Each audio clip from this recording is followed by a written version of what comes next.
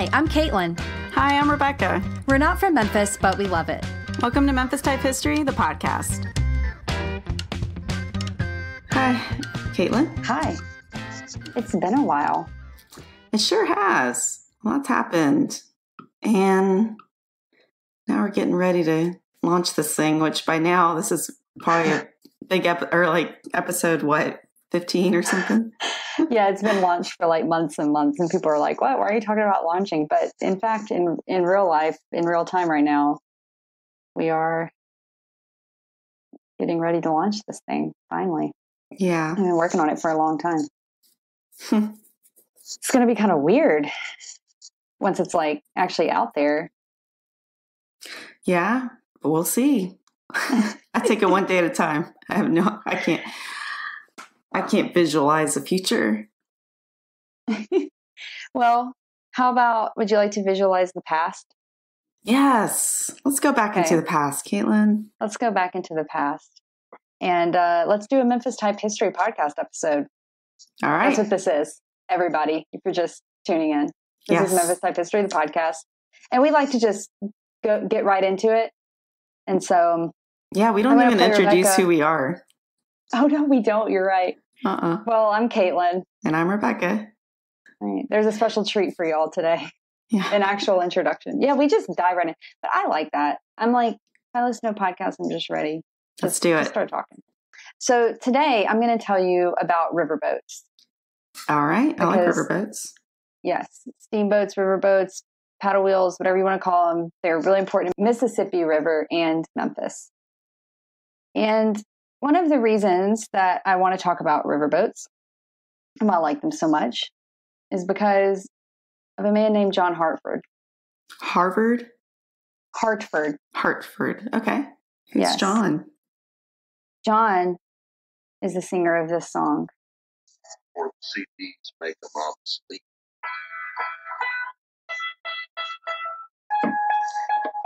How many of y'all own phonograph records? I like his voice. Real round with a hole in it.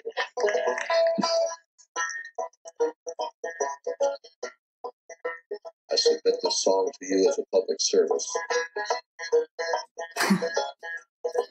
Thanks, John. Public service. It's so great. Don't leave your records in the sun. The Lord says they won't be good for anyone. Don't leave your records in the sun. They get all wavy and they just won't run. They just won't play, just won't play, just won't play, just won't play, just won't play. Really? What year is this? I don't know.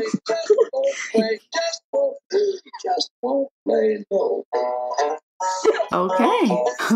Is that not the greatest thing? Wow. Yeah, what year was that song?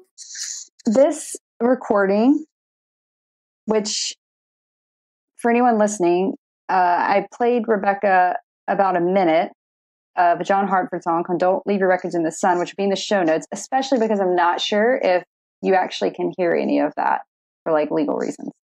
So if you heard nothing, it's in the show notes. This video is from a show in 1981 or 1982, one of them. Okay. Don't leave your records in the sun. That's very wise information. It is very wise because they just won't play, just won't play, just won't play, just won't play, just won't play, just won't play, just won't play. You could keep going. No more. Yeah, I could keep going. So that was John Hartford is a bluegrass artist, which you might have been able to tell from that little track. Mm-hmm. And he was my first concert to ever attend. Really? Yes. I was a very small child. I'm not even sure how old I was. I was a very small child. And my parents took me, and I believe my brother as well. And they're big fans. John Hartford has since passed away, but they remain big fans. They're big. I listened to like those songs growing up, and yeah, we went to this concert, and I just remember he used to do this thing where he would put sand on a piece of like plywood or something, whatever this big square piece of wood, I don't know, and like do some kind of tap dance jig on it to like go along with the song. Oh, nice. Okay. Yeah, and he played like banjo fiddle, and his lyrics were real funny and like, I say real funny. Some of them are real funny, like that song. Yeah. And then some of them are like really meaningful, like very poetic. He won 3 Grammys for the song Gentle on My Mind. Okay. Which you're probably familiar with. I might have to as hear a it. classic country song. And I'll put it in the show notes. I don't have it queued up. And I'm also going to post a song called, there's going to be a lot of John Hartford on the show notes. But we're getting around. This is the inspiration for today's episode. There's also a song called the Julie. Did he perform on a showboat that you attended? Even better. Okay. So there's also a song that I've always loved called the Julia Bell Swain. And that is the name of the steamboat that he would pilot in the summers. Oh, he drove a boat. He did. Do you know if he also performed on those boats? Like he put the boat on autopilot and kick it to the back? I don't think you can put a steamboat on autopilot. They're very hard to drive. Do they have a co-pilot? What would they be called? A first officer? Officer? No. Captain. First off, no, the captain is the main guy. He was the captain. Maybe is it a first officer? So co-captain? I don't know. Or co-pilot, co-captain. So unfortunately, I can't really talk about a ton more because his home was actually located in Madison, Tennessee, but not Memphis. And so I just am talking about him because he's the inspiration for wanting to talk about steamboats. And he did pilot them. He sang about them a lot. And he actually his house was on this bend on the Cumberland River, and it was known as Hartford's Bend or John Hartford Point. Oh, nice. And he used to chat on the radio with other captains when they came by. So, and his deck was like a ship deck. Oh, like from his home? Yeah. Isn't that cool? It is. So here's a quote from him, a real live steamboat captain. Working as a pilot is a labor of love. After a while, it becomes a metaphor for a whole lot of things, and I find for some mysterious reason that if I stay in touch with it, things seem to work out all right. Oh, just stick with it. Yeah. So I'm also from Greenville, Mississippi, which also has a lot to do with the Mississippi River. Mm-hmm. It's another port city. And our welcome center was always someplace I loved to go as a kid because it was a paddle boat. The whole welcome center was a power boat? A paddle boat. Paddle? Like a steamboat with they have the big like turn on the paddles back. Not on the one that you personally paddle with your feet. Right. No. Yes. Because those are one. also called paddle boats. Oh, you're right. Yes. We got to make sure we're on radio here. We got to make sure these are right visuals. Sorry, I mean to say paddle wheel. Is that what it's called? Paddle wheel. Okay, yeah. Yeah, paddle wheel. Those are fun. A working one, was it on the water and or just built on the land to look like a paddle wheel? It was half on land, and then the paddle wheel part was in a very shallow pond with goldfish you could feed. Okay. So not so nicely done architecturally. Yeah. Okay. With goldfish. Yeah, it was fun. That does sound fun. Is it still there? Do you know? I haven't been there in so many years, but I assume it would be still there. I hope someone chimes in, tells us about it. Yeah, if someone is listening to this who goes to Greenville, feel free to let us know. And tell us anything else about it. Send her a Greenville report. Yes. Report back. With photo. Because I don't know anything. Yeah, report back. Send us a photo.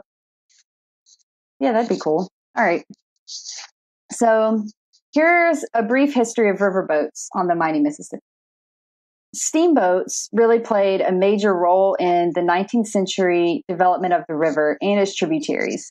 So like the offshoots of the river, because they moved a ton of passengers and a ton of freight, and it could go up and down the river. They were strong enough to go against the current. Yeah. And they can also go in shallow water. Yeah. Which I guess is how they ended up going the tributaries and stuff too. So maybe it could go in that pond with the goldfish. Maybe it's actually physically possible.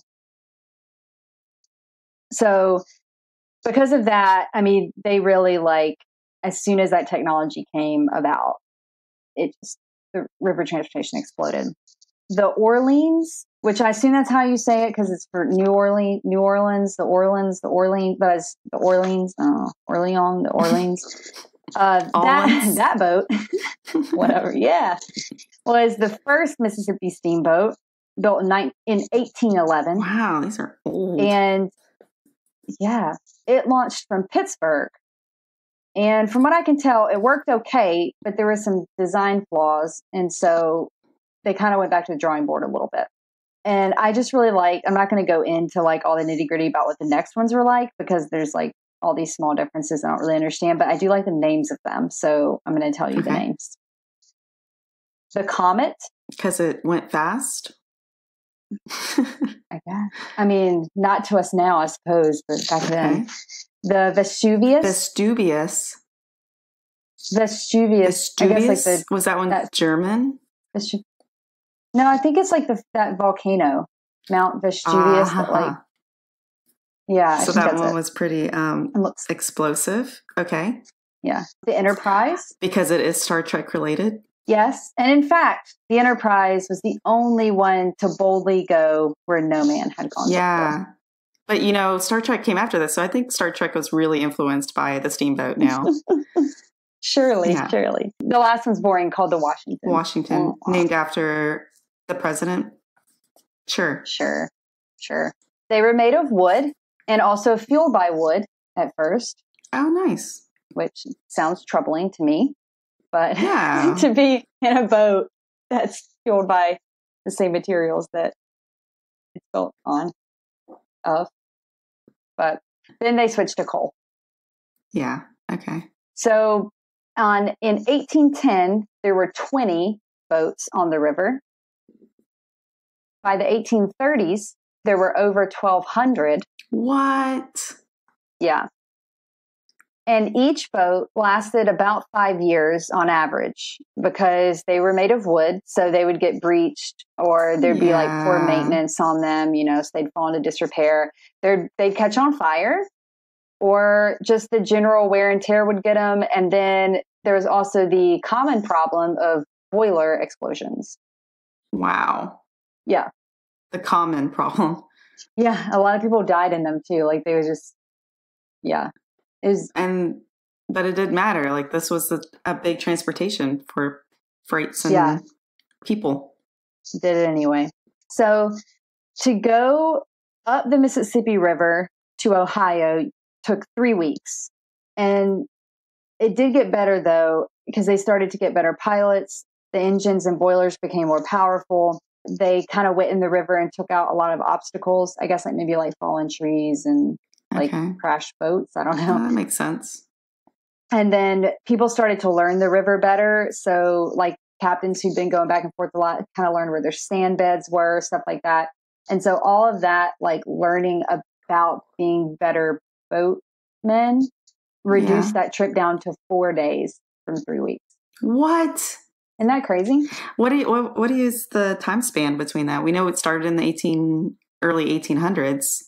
Was this finally by the 1900s or like way sooner than that? Like it only took 20 years.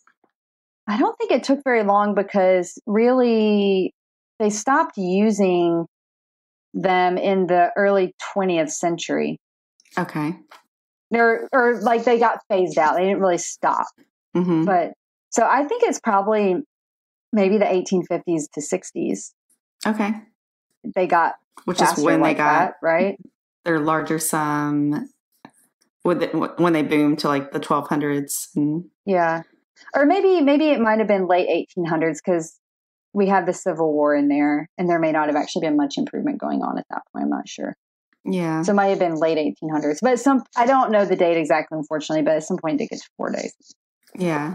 Or just like the span, like they were so well accepted that it didn't take long for them to advance their machinery, like this is the best method. So, it just takes a couple of years before we learn we got to clear out the rivers and boost our boilers or whatever. Yeah.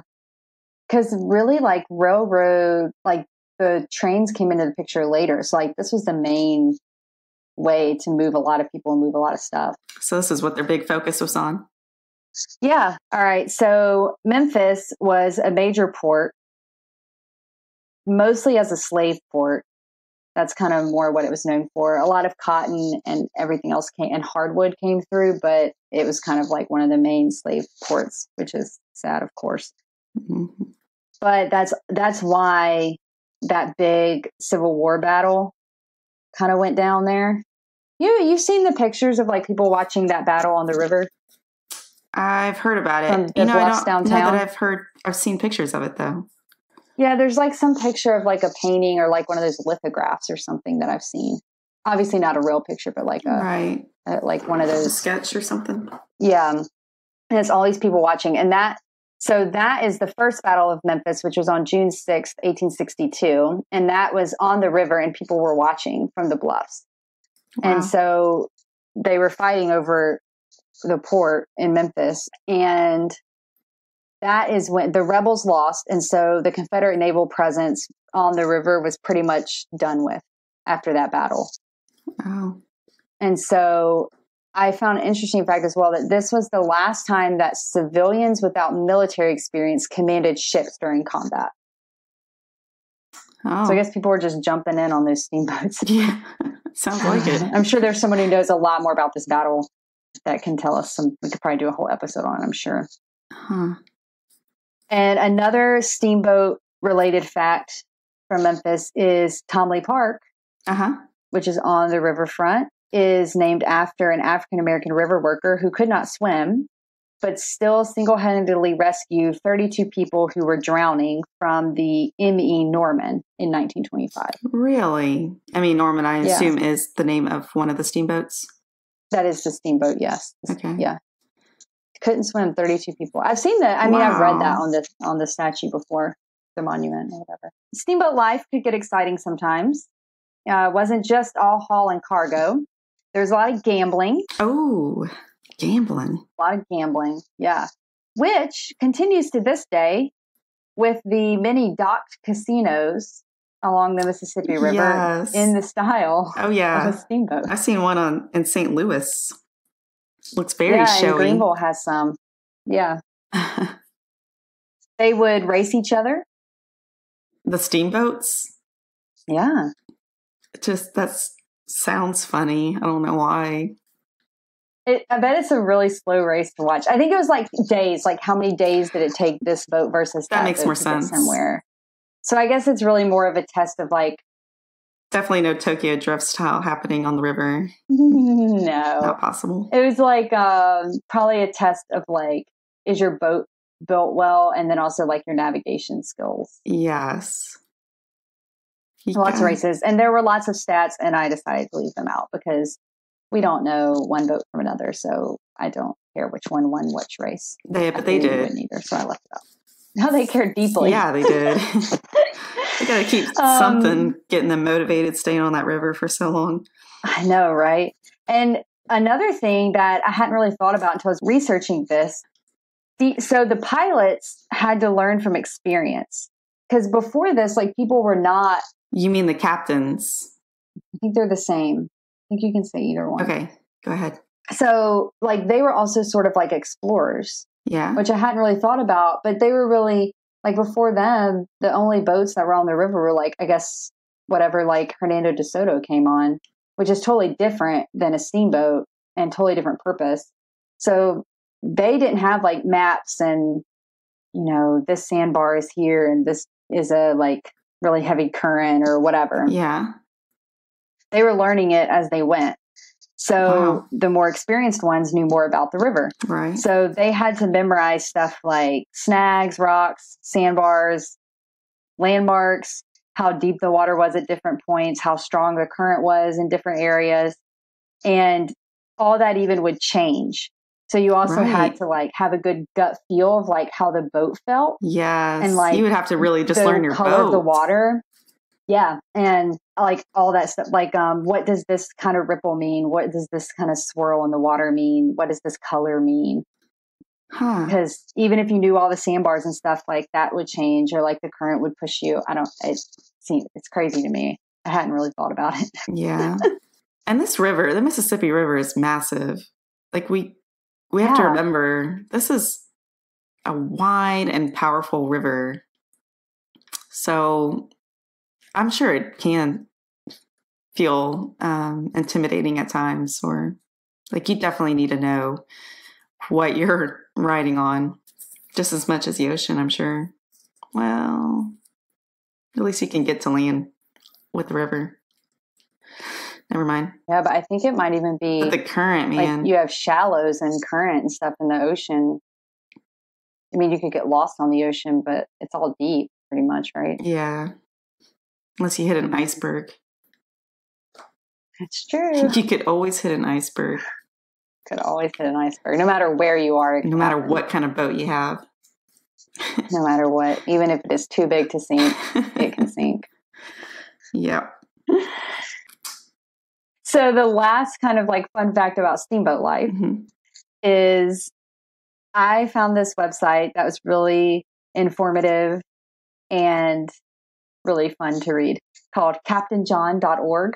And I don't know any sort of qualifications Captain John has to be talking about anything, but it seemed like he knew a lot about steamboats. So I read this fact and I'm going to share it because I like it. And he says that the number one breakfast drink in the 1800s during the riverboat glory days was beer. Beer. Yeah, okay. For breakfast. For breakfast.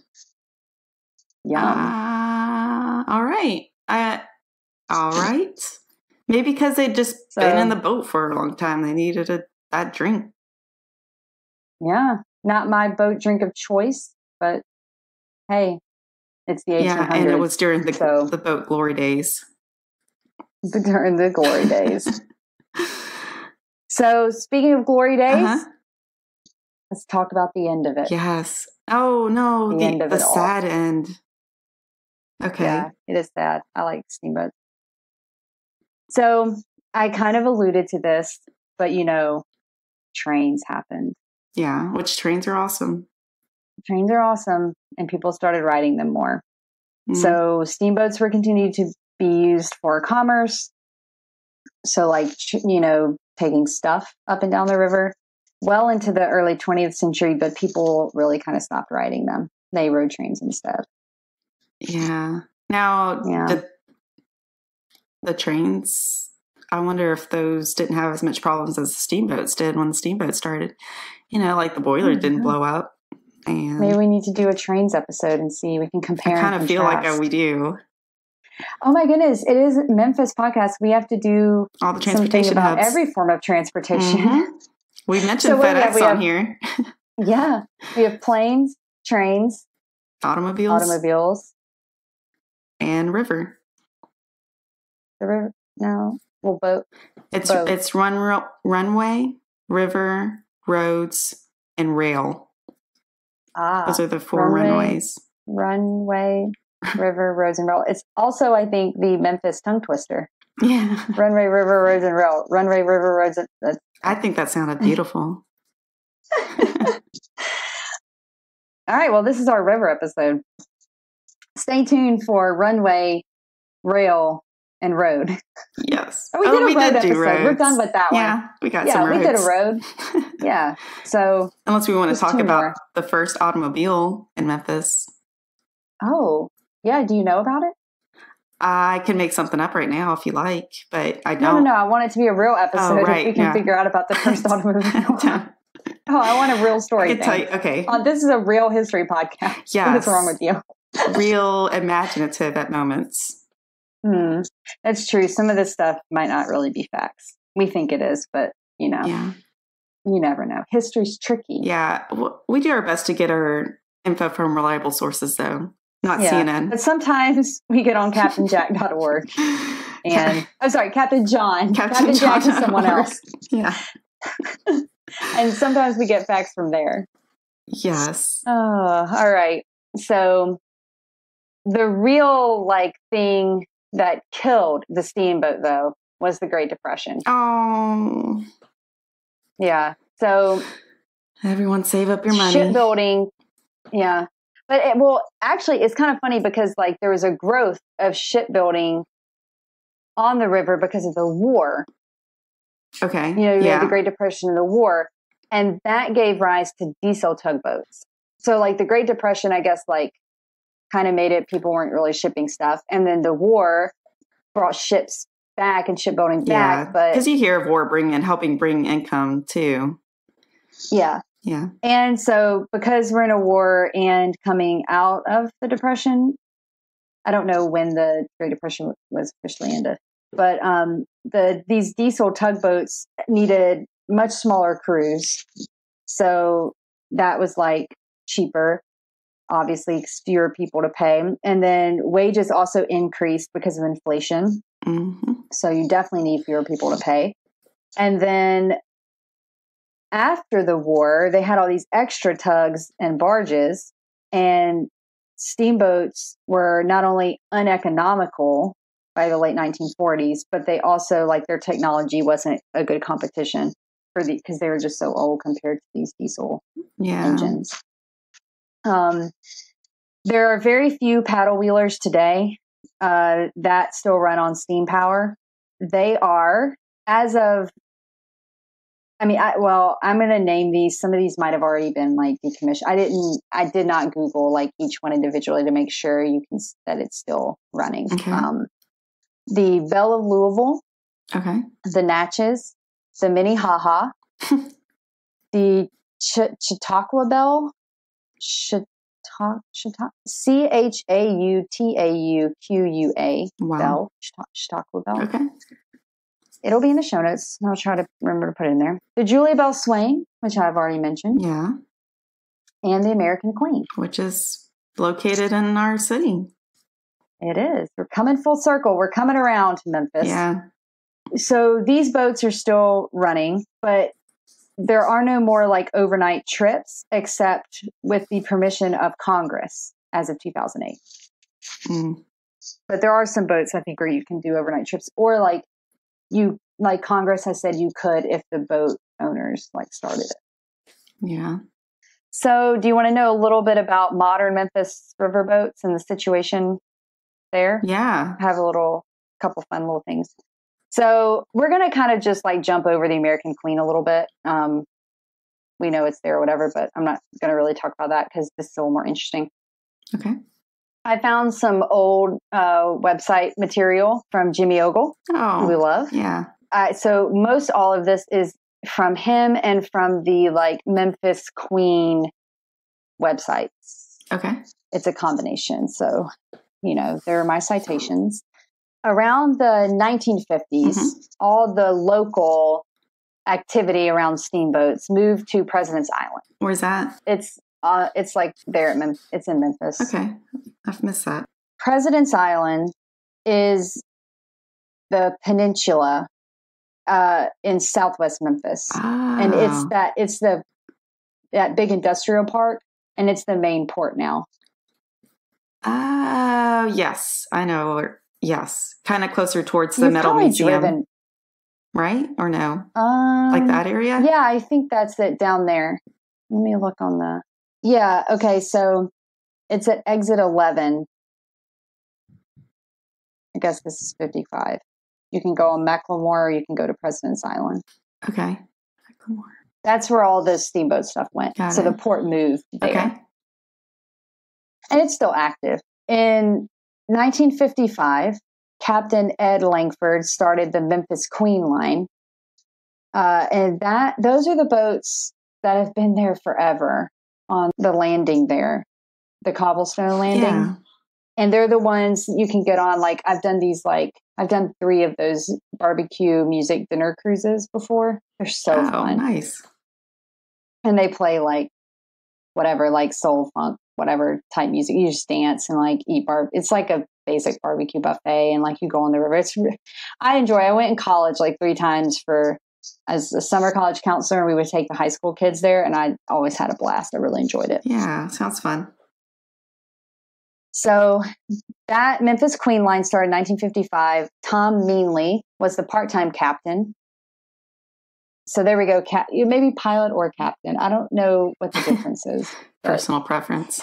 in 1960, Captain Langford's health began failing, and so Captain Tom bought the Memphis Queen line from him. Tom and his crew then built the Memphis Queen 3, and that was from 1977 to 1979. And then in 1982 to 1984, they built the Island Queen, both of them from scratch. Get this, though. The whole of the boat was built both of those boats were built at Meanley Shipyard behind their house, which was at Shelby Drive in Whitehaven. Isn't that so crazy? They built a boat behind the house. Very nice. And so it's so funny. A house moving company then took each boat 12 miles overland to McKellar Lake, and that's where they launched them. And then they towed them from there to the cobblestones. Wow. I never thought about the process. Yeah. I know, right? 12 miles overland. I would just love to see, like, oh, there's a giant boat going down the road from Shelby Drive. Yeah. So they would finish it. They got both those boats up at the cobblestones, and then they finished them there, like put on the decks and the smokestacks and the pilot house. Those all had to be like welded on. Yeah. And the last little thing is just about the cobblestones. I thought it was kind of neat because I remember, like, when I would come do those rides in college, you know, we would be all dressed up and stuff, and we'd have to go down the cobblestones. You know, like you go off the road down the cobblestones to get on the boat. Yeah. And you're in your heels and like all of that. And it was always kind of difficult. And I didn't know this, but those cobblestones were built by immigrant laborers between the 1850s to the 1890s. Okay.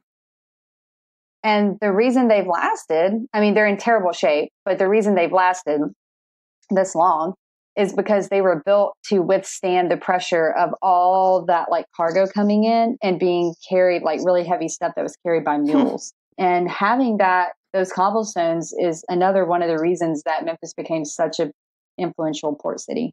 It's because there is a great loading and unloading zone. Yeah. Well, look at that. And those cobblestones are the last remaining completely stone paved landing on any United States waterfront. Wow. And I found, this is really old, but I found a little thing that said a 1996 survey that was done estimated that there were over 800,000 of those original 1800s time cobblestones that's still on the landing. That's what historicmemphis.com said. And then basically there's controversy over whether to restore them at all, or if so, how to restore them. So they just remain in disrepair, even though they're the last remaining cobblestone landing of any United States waterfront. Oh. So get on down and look at them, guys. For sure. So yeah, that's it. I'll put links to more information, some pictures, and some songs, several songs by the great John Hartford over on the show notes at memphistypehistory.com/steamboats. Steamboats. And don't forget to not leave your records out in the sun. Don't do it. They just won't play. Hey, go support the show at patreon.com/memphistypehistory. I wasn't, not you. You don't need to do that. Everyone else needs to do that. Yes. I'll go do that right now. We have some merch. You get some shirts. You get a Memphis mystery box. You can get goodwill and gratitude. You can get blooper reels from every episode. Lots of other stuff that I'm sure is going down over there now by this point in time. That's very exciting. Yep. Oh, Speak Pipe. Tell them about Speak Pipe. Well, let's say you had a great experience on a steamboat or have some information about the cobblestone, such as maybe it's from Liverpool, or perhaps you were captain yourself and tell us what your captain name is. Please let us know on Speak Pipe. How do you get there, Caitlin? You go to memphistypehistory.com and you can click on the link at the top that says leave us a message. Yeah, it's going to say, leave us a message or send us a message. It'll be something like that. It'll be clear.